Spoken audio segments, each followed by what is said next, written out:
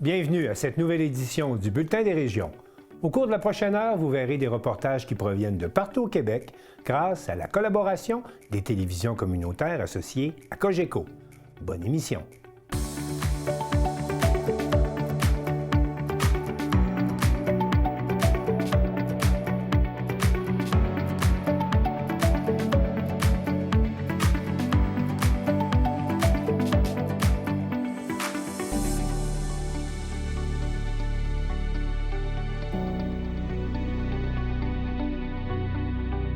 Au sommaire pour vous cette semaine, dans la région de Vaudreuil-Soulanges, face aux impacts prévisibles de l'abolition du programme Expérience Québec, on demande une exemption territoriale.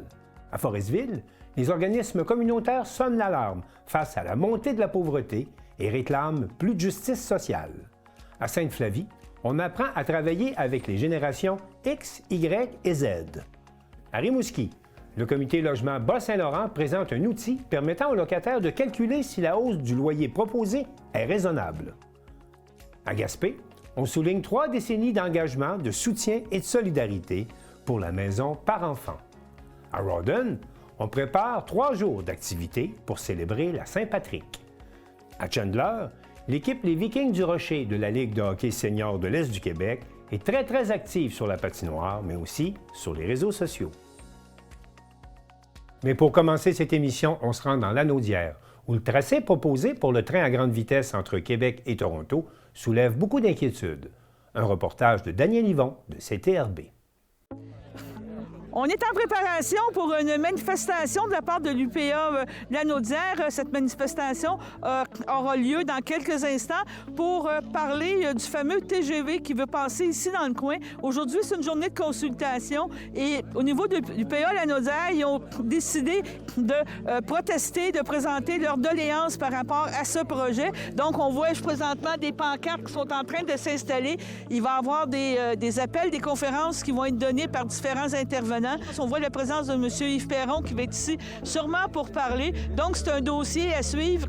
C'est un dossier qui est important pour la région de Berthier, entre autres, parce que le train passerait sur des terres agricoles de Lanoraie. On parle de Berthierville, de Saint-Cuthbert, et ça crée beaucoup d'inquiétudes dans le coin. Donc, ça sera un dossier à suivre. On va vous présenter la conférence de presse et par la suite, on va vous présenter aussi ce que Alto Train a à présenter.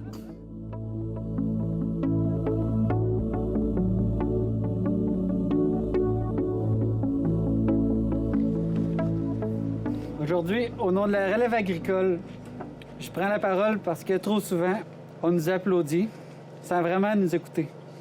Et avec le projet de TGV d'Alto, c'est encore nous qu'on bouscule, qu'on met devant le fait accompli, qu'on invite à sacrifier nos terres, nos projets et notre avenir. La relève agricole est déjà sous pression.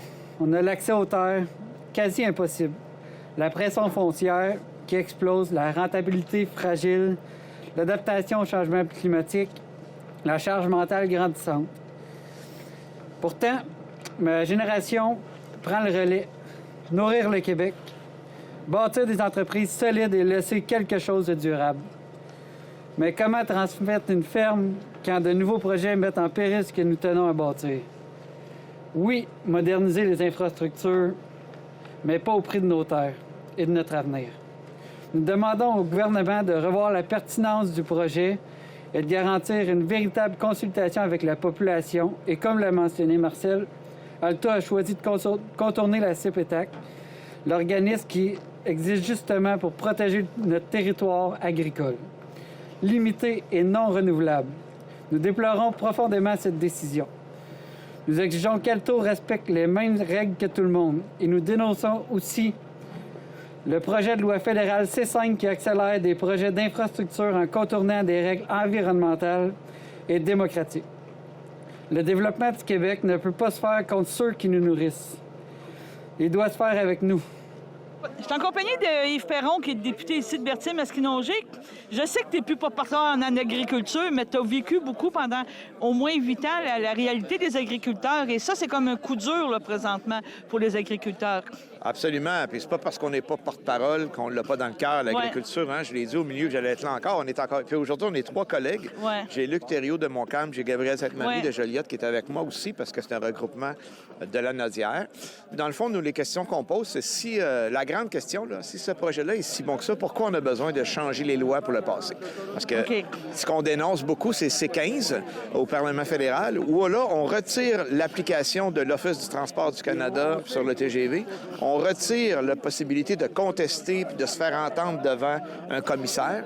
On ouvre la porte à des possibilités d'expropriation par courriel. Là, on se fait dire « Ah, c'est pas vrai ce que vous dites, mais c'est écrit dans le texte. » Alors, c'est les questions qu'on soulève. Puis, je pense que ça a été bien résumé par les gens de l'Union des producteurs agricoles. Les terres agricoles sont limitées. Il faut prendre précieusement soin de ça. Puis, c'est pas vrai qu'une fois que c'est construit par-dessus, on va pouvoir encore l'utiliser pour nourrir notre population. Donc, est-ce qu'on peut minimiser ces impacts-là? Et pourquoi aller si vite? Un TGV, il faut que ça aille vite. Mais le projet de construction n'est pas obligé d'aller vite, lui. Okay. Notre priorité, c'est que les droits de nos citoyens puis nos producteurs agricoles ils soient respectés. Okay. Puis qu'on fasse attention à notre garde-manger collectif. Okay. Sur le principe, tu demandes ça à n'importe qui au départ, tout le monde trouve ça intéressant. C'est les emplois, là. Même, on a dit, c'est un principe. Mais au-delà de le développement que ça va susciter, mais au-delà de ça, pourquoi retirer des droits aux individus? Puis quand on a utilisé Mirabel pour obtenir des excuses officielles, puis pour obtenir surtout, dans la même motion, un engagement qu'il n'y ait plus de crimes épouvantables comme ça qui soient commis par le gouvernement fédéral, ce qu'on a gagné, là, parce que ça a été voté unanimement. Mais c'est pas fait encore. Les excuses sont pas faites encore. Non, mais la motion est votée. On a une garantie quand même morale. Puis en bout de piste de ça, on nous dit, inquiétez-vous pas, les lois ont changé depuis ce temps-là, mais on est en train de les changer à côté. T'sais. Ça fonctionne pas, là. Fait qu'à un moment donné, on veut pas se faire bourrer. C'est ça. On veut pas se faire bourrer, puis on s'oppose à ces changements-là. On travaille dans le comité présentement pour amender le projet de loi de C15. OK. Les conservateurs et les libéraux sont d'accord, donc ça va être difficile à bloquer, mais on fait tout ce qu'on peut pour enlever ces retraits de droits citoyens de cette loi-là. Ça n'a pas de bon sens. T'sais. Bon, ben, je te remercie, Yves. Merci beaucoup. C'est un dossier à suivre.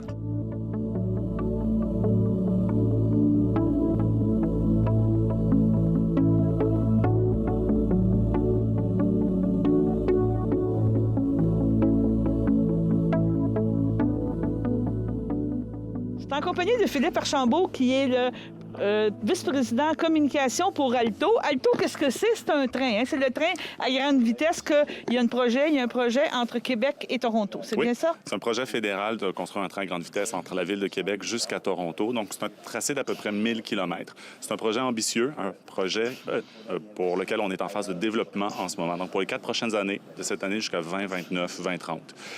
D'où l'importance de la consultation aujourd'hui qu'on a voulu faire en début de processus. Donc, on n'a pas encore toutes les réponses. On a une zone d'étude d'une dizaine de kilomètres.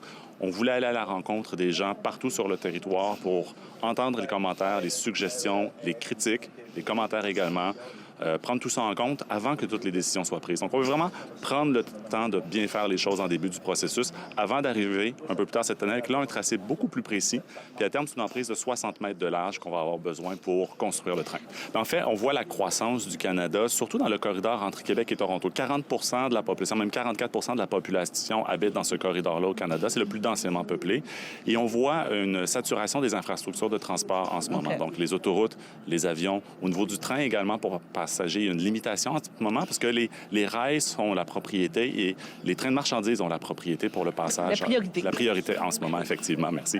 Donc, il y a un besoin d'investir dans des infrastructures de transport dans les prochaines années. Donc, la question à savoir, c'est pas est-ce que le gouvernement et la population vont devoir investir dans des infrastructures, mais dans lesquelles? Est-ce qu'on va investir dans des autoroutes additionnelles, dans des aéroports additionnels ou dans un train pour les passagers qui est sur des rails dédiés, donc plus fréquents, plus rapide et également plus propre avec une énergie propre. Les gens peuvent venir nous rencontrer à différents événements. L'information est disponible également en ligne. On a une carte interactive en ligne avec la zone qui est à l'étude. Les gens peuvent aller prendre le temps de la consulter, mettre leurs commentaires, suggestions, endroits qu'ils considèrent qu'on devrait privilégier, endroits auxquels on doit faire attention. 2029, c'est le début du premier segment, Montréal à Ottawa avec un arrêt à Laval.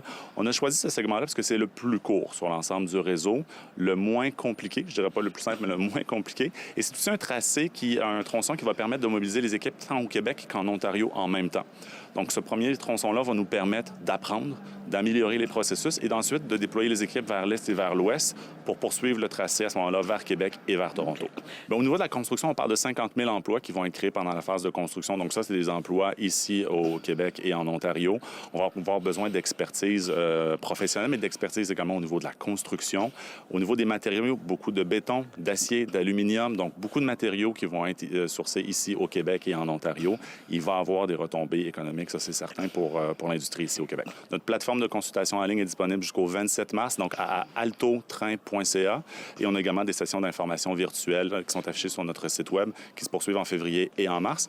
La semaine prochaine, on va être à Mirabel le 24. On va être à Cap-Santé également. Puis il y a Gatineau qui s'en vient également début mars. Bon, bien d'accord, je vous remercie. Merci à vous.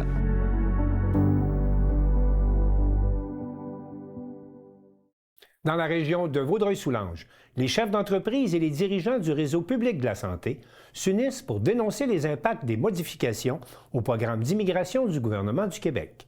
Un reportage de Félix Sabourin-Gonzalez de CSUR.tv.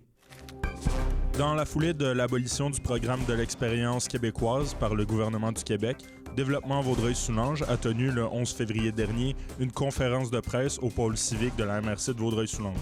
L'objectif était d'interpeller les gouvernements fédéraux et provinciaux afin d'accorder une exception territoriale en matière d'immigration. Selon les intervenants, la situation particulière de la MRC justifie une approche distincte. Notre réalité économique est tout à fait différente des quartiers centraux de Montréal. L'arrivée de l'hôpital de Vaudreuil-Soulanges en 2028 créera plus de 3 500 emplois d'ici 2030. Notre proximité avec l'Ontario crée un risque réel. Déjà, des travailleurs étrangers ont entamé des démarches et commencent à partir pour l'Ontario.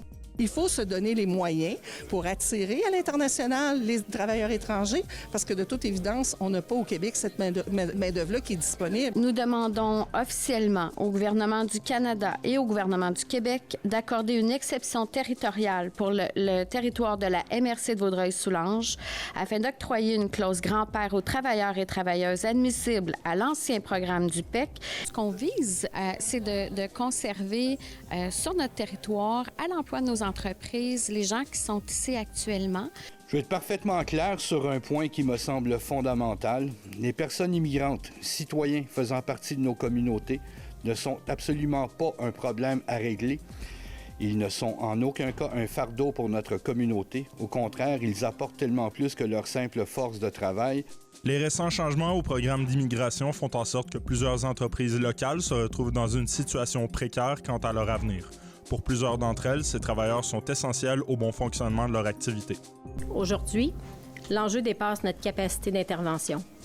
Les décisions qui influencent notre capacité à recruter et à planifier ne relèvent plus entièrement de nous. Nous n'avons plus les deux mains sur le volant. Ici, à Vaudreuil-Dorion, nous employons 355 employés. Chez nous, c'est 48 employés qui sont affectés par le retrait du PEC. Nous, en tant qu'entreprise, on n'est pas là pour faire de la politique entre le fédéral et le provincial. On est là pour faire de l'économie dans la région. On a commencé à perdre certains employés qui, leur permis arrivant à échéance, sont obligés de quitter le territoire. Ça va venir affecter sur notre capacité de production. Et j'irai au-delà de ça, c'est notre capacité à avoir de la croissance dans les années qui viennent. Et le point commun entre tous ces témoignages n'est ni un manque d'efforts locaux, on en a parlé, ni un manque de planification.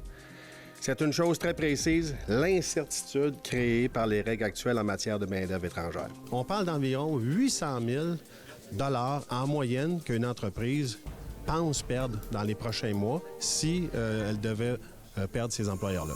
Outre les conséquences économiques qui pourraient découler de ces changements, les impacts humains restent cependant au cœur des inquiétudes des chefs d'entreprise. Avez-vous un peu l'impression que le gouvernement vous laisse tomber avec cette abolition-là?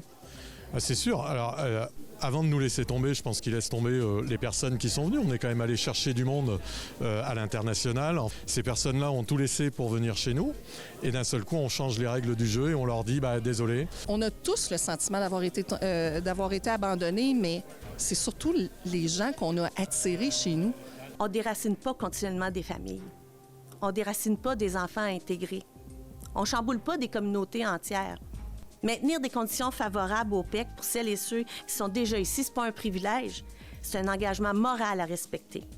C'est investir dans les talents, dans notre économie et dans la cohésion sociale de Vaudreuil-Soulanges.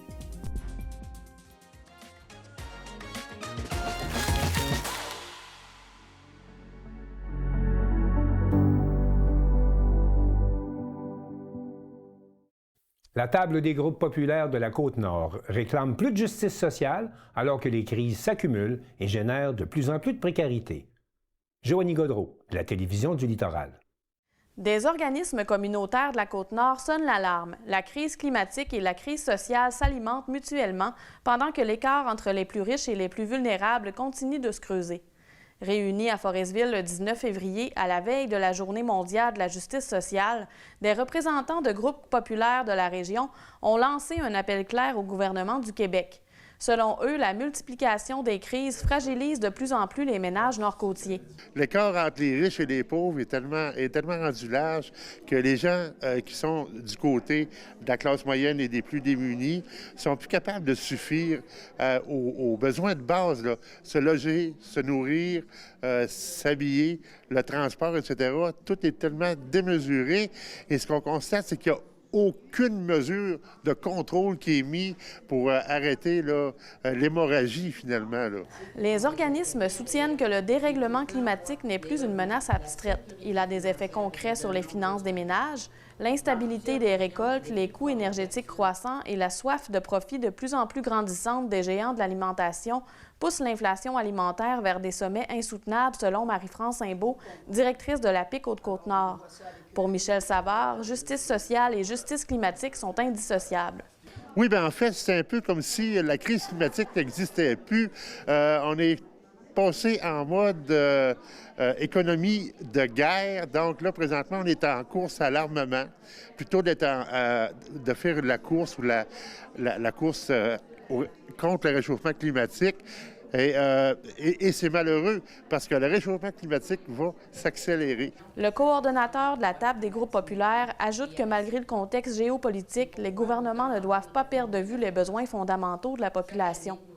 Donc, il faut vraiment que les gouvernements réalisent que le monde qui vote pour eux autres, ils ont besoin d'être logés, ils ont besoin d'être nourris, ils ont besoin de pouvoir aller s'instruire. Je ne sais pas comment est-ce qu'une étudiante ou un étudiant peut faire pour aller au cégep en dehors au prix que le logement est rendu présentement. C'est pas encourageant d'aller étudier présentement. Les groupes rappellent que les femmes sont touchées de manière disproportionnée par la précarité, notamment en raison des écarts salariaux persistants et de leur rôle prédominant dans les soins non rémunérés. Elles sont aussi surreprésentées dans les situations de pauvreté, de violence et d'itinérance. Selon le plus récent rapport de l'Organisation mondiale de la santé dans le monde, c'est une femme sur 3 qui subit ou qui a subi des violences. Sur la Côte-Nord, les statistiques ne s'améliorent pas concernant les violences faites aux femmes et la pauvreté, pour lesquelles nous sommes de tristes champions au Québec, rappelle Caroline Boudreau, porte-parole pour le regroupement des femmes de la Côte-Nord. Les travailleurs saisonniers figurent aussi parmi les plus vulnérables. Le système d'assurance-emploi, jugé mal adapté à la réalité régionale, accentue l'instabilité des revenus.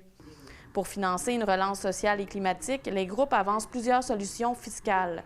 Michel Savard évoque notamment une réforme des paliers d'imposition. On peut penser à augmenter le nombre de paliers d'imposition à 9. Puis c'est pas irréaliste, là. Dans les années 70, on en avait 16.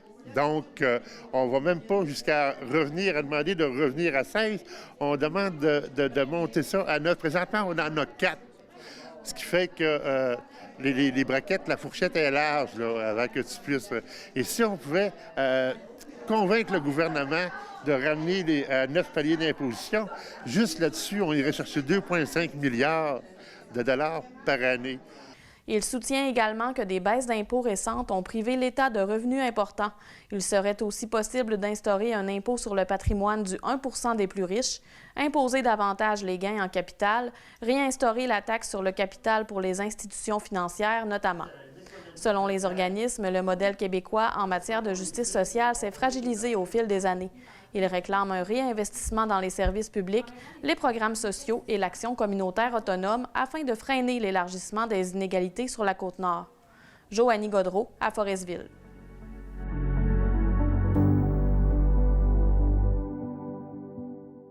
Le comité emploi de la Métis avait convié les employeurs à une conférence portant sur la gestion des différences générationnelles en entreprise ou comment travailler en harmonie avec les générations X, Y et Z.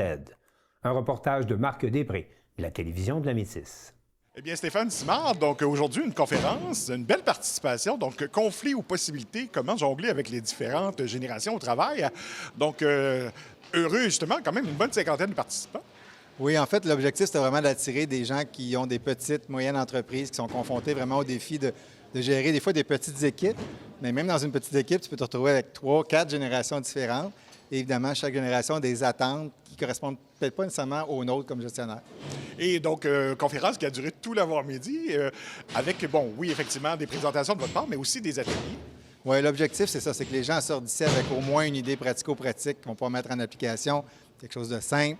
Donc, moi, je voulais que les gens participent, je voulais qu'ils échangent entre eux parce que, oui, j'arrive avec des idées, des suggestions, mais les gens ont le vécu ici, puis parfois, entre eux, quelqu'un peut donner une bonne idée à quelqu'un d'autre qui pourrait l'inspirer, puis c'est ça le but de faire des échanges comme ça. Et en 2026, est-ce qu'on peut dire que les employeurs sont bien préparés à faire face justement à quand même une différence de point de vue selon les générations, là? Oui, je dirais que la préparation est inégale. Oui. Il y a des gens qui ont étudié en gestion, qui ont été formés pour ça, mais souvent, on se retrouve à avoir des responsabilités de gestionnaire alors qu'on n'a pas été formé pour ça. Donc, je pense que l'idée, c'est d'aller chercher un peu ce qui se passe comme nouveauté, comme recherche, des trucs vraiment pratico-pratiques et d'adapter son approche. Tu sais, on ne peut pas faire un MBA en gestion en 3 heures, mais on peut quand même aller chercher des idées qui fonctionnent, qui ont été prouvées, qui sont faciles à mettre en application et qui donnent des résultats. Est-ce qu'on peut dire que les employeurs sont prêts à faire face? C'est quand même un beau défi, là. Oui. Bien, c'est sûr que ça demande de l'ouverture. Tu sais, si tu gères encore comme à l'époque du fax, là, on a un problème. Fait que, le marché dicte en fait l'ouverture. C'est des fois, tu as des gestionnaires qui peuvent être moins ouverts, mais le marché de l'emploi va leur rappeler que faire preuve d'ouverture, c'est une nécessité aujourd'hui. Les jeunes arrivent avec, oui, des nouvelles attentes, mais ça ne veut pas dire que ce n'est pas incompatible avec nos attentes comme gestionnaires et la réussite de l'entreprise. Et bon, grande question, c'est quoi la plus grande différence entre, bon, Boomer, X, Y, Z, Alpha? Donc, on en est rendu maintenant à 5 quand même générations différentes, là. Oui, les Alpha, en fait, ils ont 13 ans, les plus vieux, donc on en parle un petit peu moins parce qu'ils ne sont pas encore sur le marché du travail. La grande différence, c'est que les nouvelles générations sont beaucoup à la recherche de sens au travail, recherche d'authenticité. Tu sais, à l'époque où il y a de plus en plus de fake news, donc les gens recherchent vraiment du vrai. Ils veulent avoir l'impression qu'ils contribuent à quelque chose de plus grand, qu'ils font une différence pour tout le monde, pas juste la majorité, mais pour parfois les plus démunis. Donc, avoir l'impression que l'entreprise contribue à quelque chose de plus grand que juste la quête de profit ou la croissance perpétuelle. Donc, il faut être prêt, justement, bon, si on fait des entrevues éventuellement, là, à être prêt à faire face à ces différences-là. Là. Oui, il faut être prêt à se faire poser des questions, même si c'est nous qui font l'entrevue, parce que les jeunes sont sélectifs, ils savent ce qu'ils veulent. C'est pas nécessairement qu'ils sont fermés, mais ils sont décidés. Ils ont vu leurs parents sacrifier beaucoup de choses sur le travail, ils ont vu les conséquences négatives que ça a eu des fois sur la famille ou la santé. Donc, pour eux, c'est pas travailler pour vivre, mais c'est vivre pour travailler. Donc, ils ont leurs propres priorités à eux, en quelque sorte. Là. Oui, leurs propres attentes. Ils sont quand même ouverts. Tu sais, c'est pas une génération... Je veux pas qu'on les caricaturise comme très, très, très fermés. Ils ont des attentes, mais ils sont très curieux. Ils veulent comprendre souvent le pourquoi. Souvent, les gestionnaires ont le réflexe de négliger le pourquoi. Ils vont vite à la solution. Alors, voici comment ça fonctionne, voici ce que je m'attends de toi. Alors qu'ils devraient peut-être rappeler la raison en arrière de ça et peut-être d'amener le jeune aussi à réfléchir. Toi, comment tu t'y prendrais pour atteindre cet objectif-là? Et entre employés aussi, bon, on parle beaucoup de l'employeur, mais entre employés aussi, un boomer doit savoir aussi s'adapter à la vision d'un plus jeune. Oui, puis souvent, ça passe par du mentorat, puis du mentorat inversé. Donc, de mettre ensemble une cohorte de 2 personnes, de 2 générations différentes, pour que chacun ait la chance de partager ses perspectives et ses attentes. Parce qu'évidemment, le boomer, il a vécu d'autres choses quand il était jeune que le jeune d'aujourd'hui. Mais c'est tout le temps bénéfique quand les 2 générations mettent en commun leurs perspectives et qui se concentrent sur ce qu'ils ont en commun. Ça peut être les valeurs, ça peut être la mission de l'entreprise, au-delà de leurs petites différences individuelles. Et aujourd'hui, bon, on avait quand même 7 partenaires, des gens qui font face à souvent des questions concernant justement l'emploi et les employés. Donc, à ce moment-là, qu'est-ce qu'on pourrait aux employeurs de ne pas se gêner, se tourner vers ces ressources-là? Là? Oui, absolument. Tu sais, les organismes sont là pour appuyer justement les employeurs face à ces défis-là. Puis la beauté, c'est que c'est des gens qui sont impliqués dans le milieu, qui sont sur le terrain, et ils en ont vu d'autres. Donc, vous avez une expertise à laquelle vous pouvez vous tourner pour aller chercher vraiment des outils concrets. Puis parfois, ça peut être sous la forme de support, ça peut être de l'aide financière. Il y a différentes ressources qui sont disponibles. Moi, j'encourage les gens vraiment à aller voir c'est quoi les organismes autour qui peuvent les aider. Et à ce moment-là, donc, vous-même, vous êtes disponible là, pour s'il y a des gens dans certains secteurs là, qui nous regardent et qui se disent « Ah, tiens, on pourrait l'inviter chez nous aussi. » Oui, en fait, je fais ça à temps plein depuis 18 ans, faire des conférences. Donc, stéphanesimard.com, c'est le site web. Je fais aussi des livres qui peuvent aider les gens justement à trouver des solutions pratico-pratiques à leurs défis de ressources humaines. Donc, il ne faut pas sous-estimer que c'est vraiment un défi pour l'employeur et aussi pour la concertation entre employés, là. Oui, absolument. Dans les deux cas, moi, je me travaille beaucoup avec les gestionnaires qui ont le défi soit d'attirer, de mobiliser ou de fidéliser. Puis quand on parle de fidélisation, de mobilisation, évidemment, ça passe par toute la communication au niveau de l'équipe, de la rétroaction, des reconnaissances. Puis des fois, la reconnaissance, bien, ça se fait aussi entre collègues. La communication, c'est entre collègues, donc c'est pas toujours du gestionnaire aux employés. Donc, c'est de mettre en place des conditions qui vont faciliter ces pratiques-là gagnantes qui vont être profitables à toutes les générations. Donc, d'un certain sens, ça peut paraître un sujet complexe, mais d'un autre sens, il ne faut pas hésiter à y accorder de l'intérêt. Oui, bien, c'est complexe parce que c'est l'humain, hein, puis l'humain, c'est complexe. C'est pas un robot, c'est pas une machine. Moi, je pense qu'il faut juste être ouvert, il faut être curieux, il faut se questionner sur nos priorités. Quand on gère une entreprise, bien oui, il y a l'aspect financier, opérationnel, mais il y a l'aspect ressources humaines qui est toujours là. Et puis, s'il n'y a pas d'humain, il n'y a pas d'entreprise. Donc, il ne faut pas voir ça comme une dépense, mais plus comme un investissement que de s'intéresser à ce sujet-là. Oui, on dit ressources humaines, des fois on dit capital humain, mais oui, c'est un investissement, c'est clair, parce que un employé qui est performant, qui est heureux, ça va donner des clients qui sont heureux, ça va aider l'entreprise. Le gestionnaire va dormir mieux la nuit et les employés vont être plus satisfaits de leur travail. Donc, on se souhaite que les gens puissent bien dormir. Oui, ça va me faire plaisir de les appuyer s'ils ont besoin d'aide. Et on rappelle votre site Internet si on a des questions. stéphanesimard.com. Bien, merci beaucoup. Merci.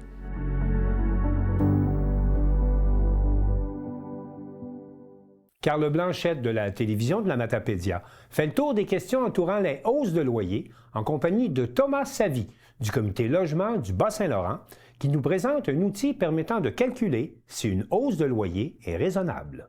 C'est maintenant le temps des avis de renouvellement de bail. On se demande toujours, est-ce que le montant demandé est trop élevé, oui ou non? Donc, j'ai décidé d'inviter quelqu'un du comité de logement BSL afin de nous en parler. Donc, bonjour Thomas. Bonjour, ça va bien? Oui, très bien, et toi? Super. J'aimerais ça commencer par te demander, est-ce qu'on observe beaucoup de fortes hausses de loyer présentement au Bas-Saint-Laurent? Est-ce que vous avez beaucoup d'appels à ce sujet-là? Oui, on reçoit beaucoup d'appels. Je dois vous avouer, ma boîte vocale, j'ai regardé tantôt, puis elle était à 2 appels d'être pleine. Là. Okay. Oui, il y a beaucoup de demandes. Les hausses, oui, sont élevées au sens où, quand on regarde, pas tant dans la période de renouvellement, mais d'année en année, finalement, au Québec puis au Bas-Saint-Laurent, de combien les loyers ont augmenté. À la grandeur du Québec, c'est 10 % Là, à Rimouski, je vous donne un exemple, là, ça a été 14 % l'année dernière. Donc, on est au-delà des indices qui sont suggérés par le tribunal administratif du logement. Puis, une raison pour ça, c'est justement parce que les hausses qui sont proposées sont élevées. Les locataires ne connaissent pas nécessairement leurs droits, donc acceptent. Donc, bref, oui, puis on le voit là, statistiquement, là, des 14 %, on ne devrait pas se rendre jusqu'à là si les taux suggérés par le TAL, là, le tribunal administratif du logement, sont de 3,1 %. OK. Puis c'est quoi l'erreur la plus fréquente que les locataires font quand ils reçoivent un renouvellement de bail? C'est ça, je dirais l'erreur la plus fréquente, c'est de croire en fait soit on l'accepte, soit on s'en va. Puis c'est ça, c'est que en fait, c'est qu'il y a un formulaire qui... Comment je pourrais dire ça? Dans le formulaire où est-ce qu'on envoie l'avis de renouvellement de bail, il faut qu'il soit inscrit les 3 réponses des locataires. Donc, j'accepte la hausse et je reste, je refuse la hausse et je reste, ou bien je vais déménager à la fin de mon bail. Donc, tu sais, c'est pas pour rien non plus que les locataires ne le savent pas nécessairement. C'est que, tu sais, s'ils reçoivent une feuille qui leur donne pas l'option de refuser, ils vont penser qu'ils ont juste 2 options, mais c'est l'obligation du propriétaire de mettre vraiment les 3 options. Puis, bref, je l'ai expliqué un peu dans les options qui existent, là, mais c'est très clair dans la loi. Les locataires peuvent refuser une hausse de loyer et demeurer dans leur logement. Donc, refuser la hausse et renouveler le bail, là, suite à ça, c'est vraiment au propriétaire de s'adresser au tribunal administratif du logement pour faire valider un peu ce que lui croit, si sa hausse, il croit qu'elle est justifiée ou non. Là, il va falloir qu'il sorte les factures, etc., au tribunal. Puis, en dernière instance, c'est le tribunal qui va dire en effet, t'as demandé trop, donc on baisse, ou bien, bref, c'est ça. C'est le tribunal qui va calculer la vraie hausse. Okay. Puis ça, c'est le propriétaire qui doit faire la demande. Donc, le locataire, lui, tout ce qu'il fait, c'est qu'il refuse la hausse et décide de rester. Et le propriétaire, lui, doit aller au tribunal pour pouvoir justifier sa hausse. OK. Puis comment on fait pour savoir si la hausse proposée est raisonnable? C'est ça. Mais il y a un outil de calcul que j'inviterais les gens à utiliser. Là. C'est le site locataire.info-calcul. Puis, grosso modo, il y a quelques informations à rentrer dans l'outil. Puis, l'outil nous donne une estimation qui fait qu'on peut se dire, mettons qu'on est à 2 $ de différence, on peut se dire, probablement que c'est que le propriétaire n'a pas proposé une hausse abusive. Mais là, si on voit qu'on est à 20-30 $ de différence, là, à ce moment-là, on a un peu la puce à l'oreille que, je pense que ce qu'on s'est fait proposer, c'est trop élevé. Okay. Puis, il y a des critères d'augmentation de hausse des loyers, donc on ne peut pas se faire augmenter pour n'importe quelle raison. Les critères, en gros, il y a un pourcentage de base qui est appliqué au loyer. Cette année, c'est 3,1 %. À ça, on peut ajouter des variations des taxes municipales, des taxes scolaires, puis de la prime d'assurance du propriétaire, puis finalement, les travaux majeurs. Donc, s'il n'y a pas eu de réparation majeure dans son immeuble, dans son logement, la hausse devrait ressembler à 3,1 %. Fait que, si en fait tout est resté pareil, puis on se fait augmenter de 6 % ou de 5 %, mais il y a quelque chose de pas normal, puis c'est normal d'aller demander à son propriétaire, bref, qu'est-ce qui justifie ça? Fait que, grosso modo, c'est ça. Il y a le site locataire.info. Sinon, on peut s'adresser au tribunal administratif du logement qui ont eux-mêmes un service d'information juridique ou nous appeler aussi au comité logement Bas-Saint-Laurent. On offre des ateliers de calcul de hausse des loyers, mais malheureusement, on ne va pas dans la vallée de la Matapédia cette année. Mais vous le faites en ligne aussi, je pense, hein? Oui, on va en faire en ligne plus fin mars, début avril. Mais c'est ça, à défaut de nous déplacer, on prend les appels que les gens nous... Okay. S'il y a des appels, on va les recevoir puis on va donner l'info comme on peut au locataire. OK. Est-ce qu'il y a des facteurs qui peuvent jouer aussi dans la hausse de loyer, comme si l'électricité est fournie ou pas, si la bâtisse est plus récente? Donc, qu'est-ce qui peut... Y a-t-il quelque chose qui peut jouer là-dedans? Oui, en fait, c'est ça, il y a eu une modification à la loi, là, donc cette année, à partir vraiment de cette année, le type de chauffage va pas avoir une influence sur le taux de base. Avant, c'était le cas, non chauffé, c'était 5,9. L'année dernière, chauffé, je pense que c'était 5,1. Mais là, cette année, c'est tous les logements au Québec, là, indépendamment de comment c'est chauffé, sont à 3,1 %. Puis pour les nouvelles bâtisses, les nouveaux logements, en gros, c'est que il y a une petite différence, là, c'est que si dans les 5 dernières années, en fait, c'est si le logement est neuf depuis 5 ans, ou il a été reconverti en logement depuis 5 ans, le tribunal ne peut pas se positionner sur la hausse. Fait que, grosso modo, ce que ça veut dire, c'est que si moi j'ai un logement qui a été construit il y a 2 ans, dans lequel je vis et j'ai mon bail, les hausses qu'on va me suggérer, je suis obligé de les accepter. C'est pour ça qu'il faut faire attention, là, entre autres, là, si j'emménage dans un logement puis je me dis, regarde, là, en ce moment, il est à 900, mais il devrait rester autour de ça.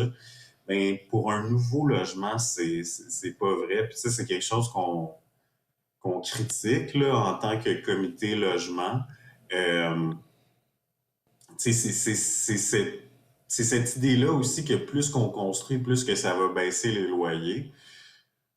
Cette réglementation-là qui fait en fait qu'il n'y a pas de réglementation là, pour les 5 premières années, c'est une des raisons qui nous fait croire qu'il faut plus que juste construire. Là, il faut de la réglementation qui est solide et qui est capable de contrôler les loyers. Puis je trouve ça important de le dire aux locataires, c'est pas tout le monde qui le sait. Là. Ouais.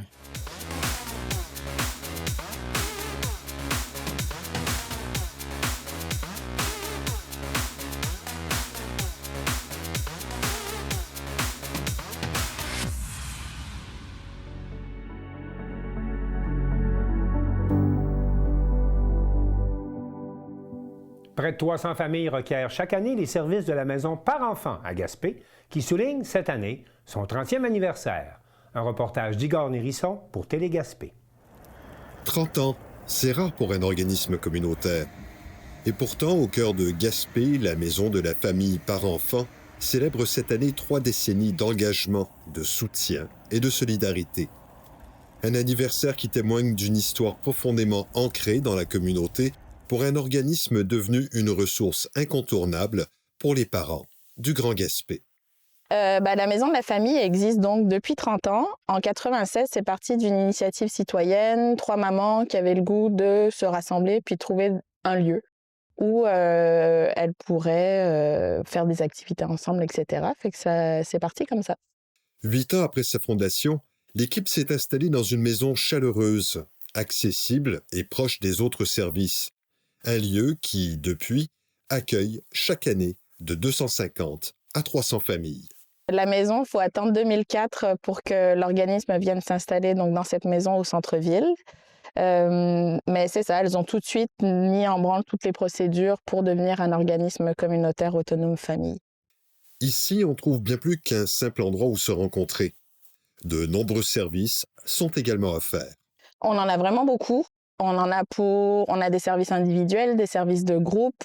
Donc, ça passe par des activités de cuisine, comme ça peut être des groupes de discussion sur des thématiques spécifiques, toujours autour de la parentalité. Puis, on a aussi des services communautaires, comme le frigo de dépannage alimentaire, la friperie, et on a aussi un service de suivi de grossesse. Pour les parents ayant besoin d'un peu de répit, un service de halte-garderie est également disponible. On a un service de halte-garderie. Donc, ce n'est pas un service de garde classique, c'est vraiment du dépannage pour les familles qui en ressentent le besoin, qui n'ont soit pas de service de garde parce qu'il n'y a pas de place, soit parce qu'ils n'ont pas envie, mais ils peuvent avoir le goût d'aller faire l'épicerie sans enfants, par exemple. La maison par enfant accueille toutes les familles, sans discrimination. Et surtout, la grande majorité des services sont gratuits. Un choix complètement assumé. C'est vraiment les familles. Il n'y a pas de famille spécifique du moment qu'ils ont un enfant ou vont devenir parents, donc jusqu'aux 18 ans de l'enfant. Et tous nos services sont gratuits pour qu'ils soient accessibles au plus grand nombre.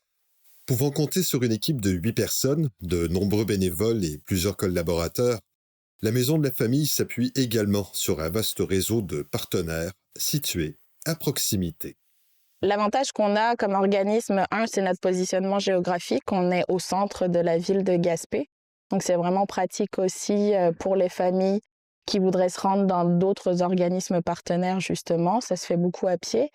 Mais on a des beaux partenariats avec le CIS, justement, avec tout ce qui a trait à la périnatalité, par les suivis de grossesse, mais aussi par les enfants qui vont fréquenter les activités. On a des partenariats avec d'autres organismes comme le Centre de pédiatrie sociale, l'association 1001 morceaux. Donc, les friperies communautaires, c'est vraiment un beau maillage qui se fait pour répondre le plus possible aux besoins des familles. L'équipe est également appuyée par plusieurs professionnels dans divers domaines.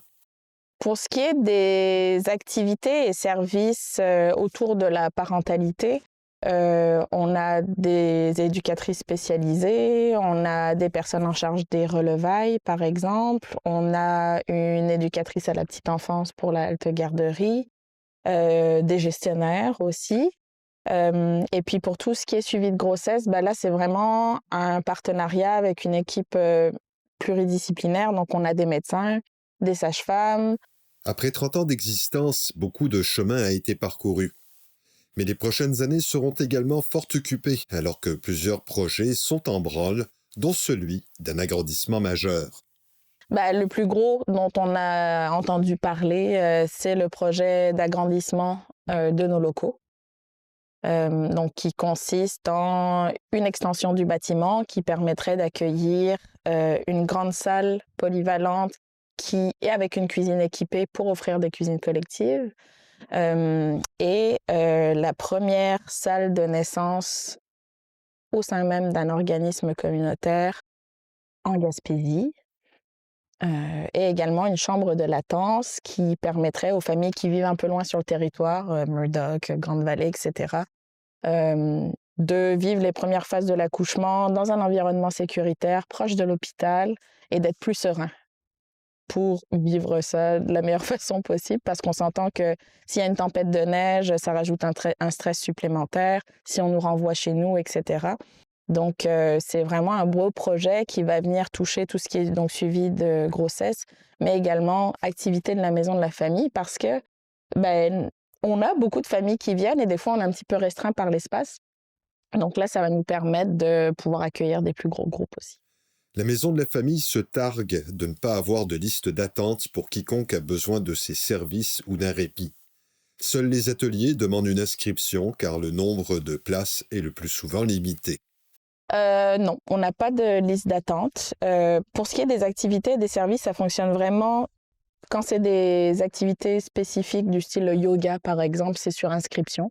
Donc, on a un nombre de places limité, c'est premier inscrit, premier servi. Puis pour nos services communautaires, c'est vraiment en libre service, fait que les gens vont et viennent sans avoir besoin de signaler leur présence. L'idée de la maison de la famille, c'est quand même aussi d'être un lieu où tu peux venir sans forcément avoir besoin de participer à une activité. Si ça tente juste de prendre l'air, de sortir de chez toi, venir te faire un café, puis venir passer du temps ici avec ton bébé, potentiellement rencontrer une autre maman, un autre papa, puis échanger, c'est aussi possible. C'est pas juste venir dans le cadre d'une activité. Donc, on est ouvert toute la semaine, entre 8h et 4h, et pas besoin de s'annoncer pour débarquer. En 2026, la Maison de la famille par enfant célèbre 30 ans d'histoire, de soutien et de solidarité.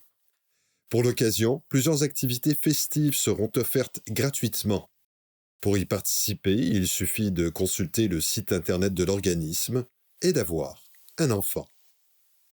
Ici Igor Nérisson, journaliste IJL pour Télégaspé.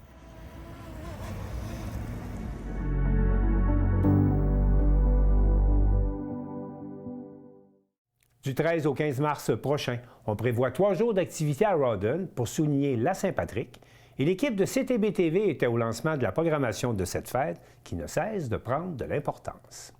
À Rawdon, le verre est déjà sorti. La municipalité vient de lever le voile sur la programmation du Festival de la Saint-Patrick qui revient sur 3 jours, du 13 au 15 mars.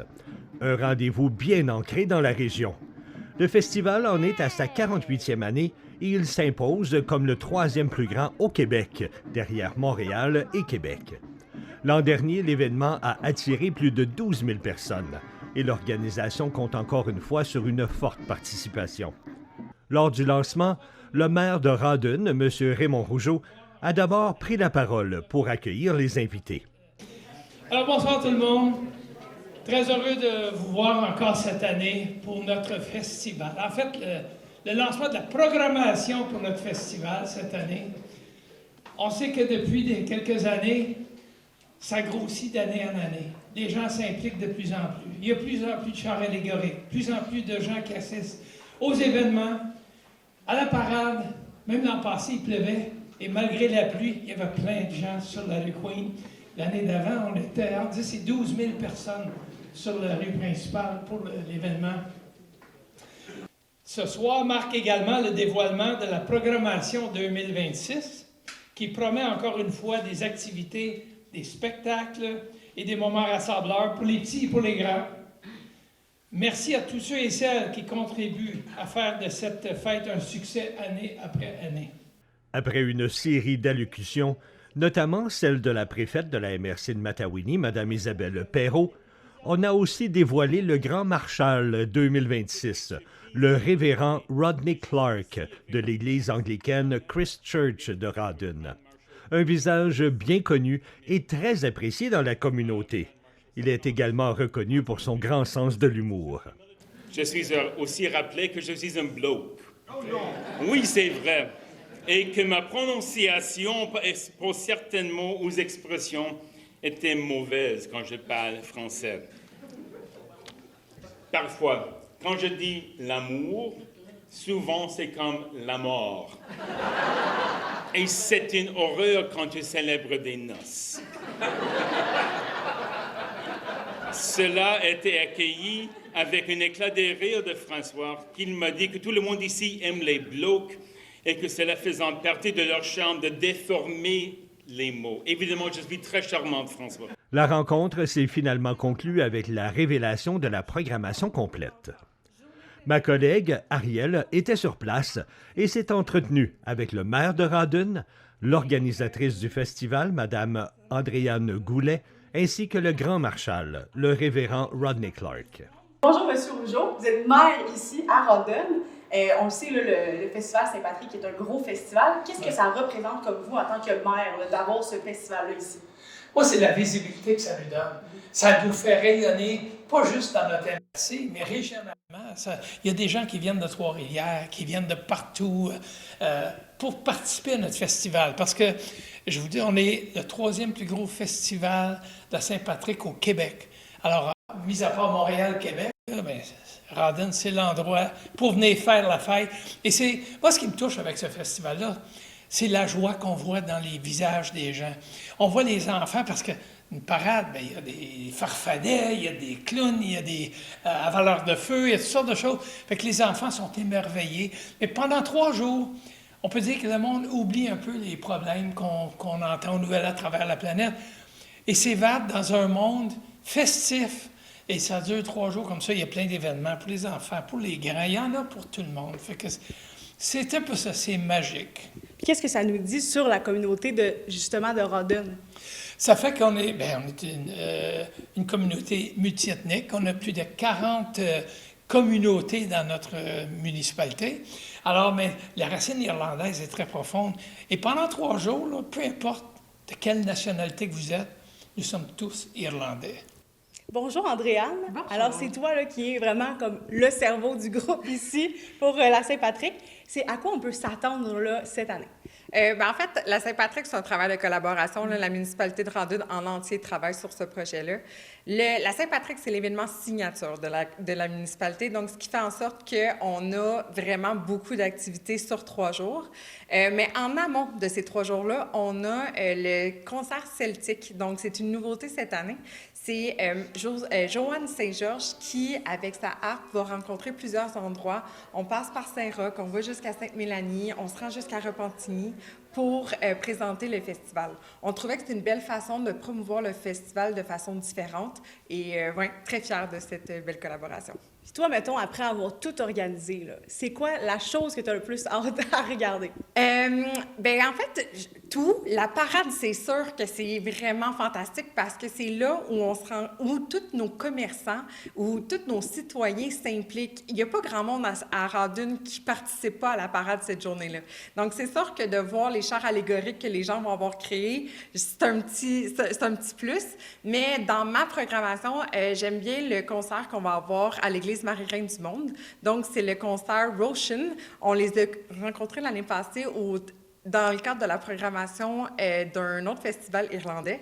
Donc, on est très heureux de les avoir avec nous cette année. Donc, on est ici avec le Grand Marshal de Rawdon. Qu'est-ce que ça représente pour vous d'avoir cet honneur d'être Grand Marshal? Ma chère madame, c'est un plaisir et un privilège d'être élu comme Grand Marshal. Je ne connais pas du tout le processus que le comité, qui est un mystère, que le comité m'a sélectionné. J'avais reçu une notice en décembre qu'il veut que j'accepte. J'ai travaillé avec le chef de le comité, François Dupuis, pour quelques semaines disant non. Non. J'avais une longue liste de non. Je faisais un bloc, ma prononciation de français, des fois horrible. Je n'étais pas à Rawdon depuis longtemps et je suis têtu. Et pour ces 4 raisons, je disais au comité qu'il c'est mieux de choisir quelqu'un d'autre. Il dit non, on aime des blocs, que ton français n'est pas si pire et quand tu fais des erreurs, c'est drôle. Et on a besoin de quelqu'un têtu. Et vous êtes très impliqué dans la ville, même si c'est seulement 4 ans. Donc, il a répondu non à tous mes essais de refuser cet honneur. Et qu'est-ce que la communauté de Rawdon représente pour vous? Rawdon, c'est dans beaucoup de sens presque une ville idéale. C'est petit, mais pas trop petit. C'est large, mais pas trop large. Les citoyens et citoyennes ici répondent chacun à l'autre avec politesse et civilité. Et c'est rare de voir ça dans une grande ville. Ici, ce n'est pas idéal, il y a des problèmes, mais c'est une communauté qui accueille les étrangers, qui accueille ceux et celles qui sont en besoin. Il y en a maintenant plus que 40 nationalités différentes qui demeurent, les personnes de 40 pays qui demeurent ici à Rawdon. Pour une ville de 13 000, 14 000, c'est extraordinaire, ce type de diversité. La municipalité de Rawdon vous donne rendez-vous pour célébrer la Saint-Patrick du 13 au 15 mars. 3 jours d'activités, d'ambiance et de tradition.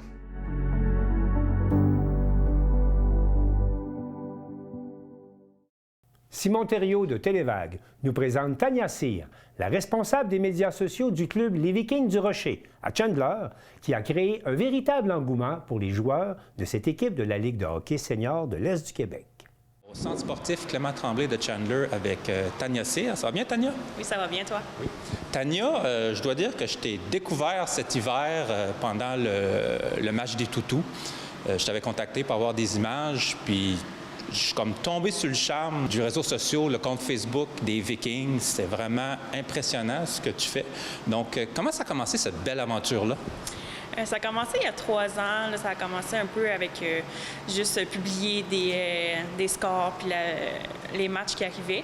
Okay. Puis peu à peu, j'ai commencé à faire des vidéos, là, des petits reels après les games. Puis les joueurs aimaient ça, mais aussi le comité puis les partisans embarquaient. Puis là, cette année, on a commencé avec des trends un peu TikTok, Instagram. Fait que là, j'ai vraiment vu un engouement. Puis même les autres équipes de la Ligue commençaient à faire la même chose. Fait que ça a vraiment créé comme une grande vie à la Ligue, puis c'était vraiment le fun.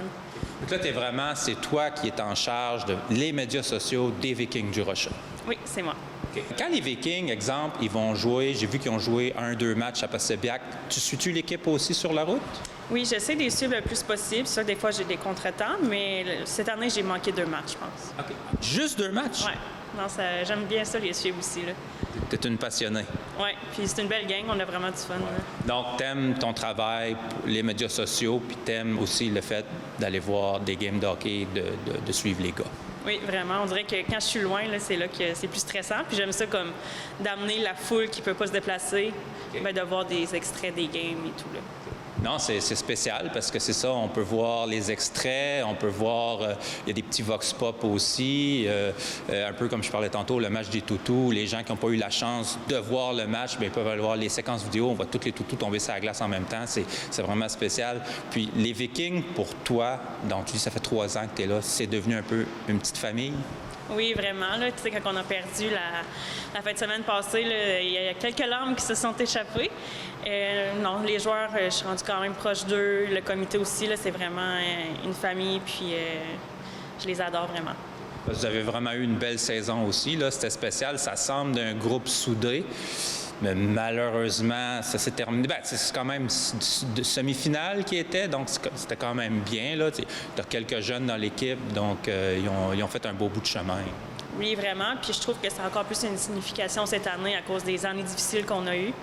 Puis de cette année, de gagner tous les matchs ensemble, puis on a vraiment créé un lien. Puis même les joueurs, là, on les voyait qui étaient contents d'être ensemble. Puis même les joueurs ont dit que cette année, c'était vraiment une année le fun, puis une année qu'ils sentaient que l'énergie était bonne. Donc ça nous rend vraiment heureux. Okay. Puis quand tu allais faire tes petits vox pop, là, les gars, ils participaient tout le temps. Il y en a pas qui disaient « Ah non, pas encore elle avec sa maudite caméra ». Puis c'était le fun, là. Je mentirais pas qu'il y en a qui sont un petit peu plus réticents. Okay. Mais des fois, là, quand j'insiste, là, ils disent oui. Ou sinon, ben, quand je vois qu'ils veulent pas, je les tente pas trop. Là, mais c'est ça. La majorité, au fond, ils aiment ça, mais ils le disent pas. Ouais. Parce que ça, il y en a qui veulent probablement se concentrer sur leur routine. Tu sais, j'ai vu, je sais pas si c'est toi, mais j'ai vu des activations qui ont été filmées. Donc, tu sais, c'est des choses que les gens ont pas l'habitude de voir. Parce que, oui, les gars, des fois, ils vont être dans l'aréna ou ils peuvent être en bas complètement. Puis c'est spécial de voir ça. Donc, veux pas, ils t'ont accepté. Oui, vraiment. Je suis tout le temps là, proche de leur chambre. Puis pour les séries, jamais que j'aurais été les déranger avant. Là, je me fais toujours discrète. Puis là, je les filme, je prends les petites images. Puis au fond, ils aiment ça. Après, ça leur fait des beaux souvenirs. Puis les gens, justement, ils voient ce qu'eux ne peuvent pas voir. Fait que... Il y a quelques joueurs là-dedans aussi, ils ont des familles, donc tu sais, ça permet, justement, tu dis, ça fait des souvenirs pour les années à venir. Puis les photos, quand l'équipe gagnait, il y avait le selfie de la victoire, qui est un peu une mode à se faire dans les équipes de hockey. Est-ce que c'est toi qui allais prendre la photo dans le vestiaire? Non, c'était vraiment eux qui prenaient la selfie avec le joueur du match. Puis ils m'envoyaient la photo tout de suite, puis je l'ai publiée, là. Puis comment tu travailles? Fais-tu tout ça sur ton téléphone cellulaire ou tu as des logiciels à la maison? Tu fonctionnes comment? Pour tout ce qui est graphisme, ça, je le fais avec mes logiciels à la maison. Mais tout ce qui est réseaux sociaux, là, je suis vraiment cellulaire parce que souvent, après la game, je suis dans mon lit, puis avant de me coucher, je fais le montage. Puis le lendemain matin, je l'ai publié, là. Fait que tout est sur mon téléphone. Ben, c'est bien. Puis, à part de ça, c'est ça, là, tu t'occupes des réseaux sociaux des Vikings, mais tu as d'autres organismes, je pense, entreprises aussi, ta compagnie à toi, que tu fais des réseaux sociaux aussi? Oui, bien, dans le fond, j'ai un emploi normal, temps plein. Ouais. Puis sinon, je travaille aussi pour Événements Gaspésia, un député fédéral de Rimouski, puis j'ai des petits contrats ici et là partout en Gaspésie. C'est quelque chose que tu aimes vraiment faire, que tu veux continuer de faire? Comment tu envisages tes projets dans le futur? C'est sûr que je veux continuer à faire tout ce qui est médias sociaux puis la création de contenu. Là, je vais m'occuper de la Coupe des Jardins qui s'en vient. Okay. Fait que c'est vraiment un beau défi. Fait que moi, je commence à me faire connaître aussi. Ben oui. Fait que c'est vraiment le fun. Puis tout ce qui est hockey, c'est vraiment un sport que j'adore. Okay. Fait que c'est vraiment le fun. Puis de voir que mon travail est aimé, on dirait que ça me motive à continuer. Oui. Puis toi, est-ce que tu joues au hockey? Non, moi, je joue pas au hockey. J'ai tout le temps été fan, mais j'ai jamais joué. Okay. Quelqu'un dans la famille? Même pas. Même pas? Non. Donc, tu as toujours aimé ça, ouais. Puis... J'aimais les Pingouins quand j'étais jeune, puis je suivais toujours ça à la TV, puis là, comme j'écoute le hockey aux Jeux olympiques et tout. Okay. Mais non, je sais pas comment que ça a commencé, là, mon amour du hockey. Puis là, j'imagine qu'à la prochaine saison, tu vas toujours être là avec l'équipe, tu vas encore nous faire vivre des beaux moments. Oui, malgré qu'il va peut-être avoir des joueurs qui vont dire « Ah non, pas encore, là! » Mais oui, je vais être encore là comme une tâche. Bon, ben super, merci beaucoup. Puis je trouvais ça le fun qu'on t'accueillait dans le décor de l'aréna, l'antre des Vikings. Oui, merci.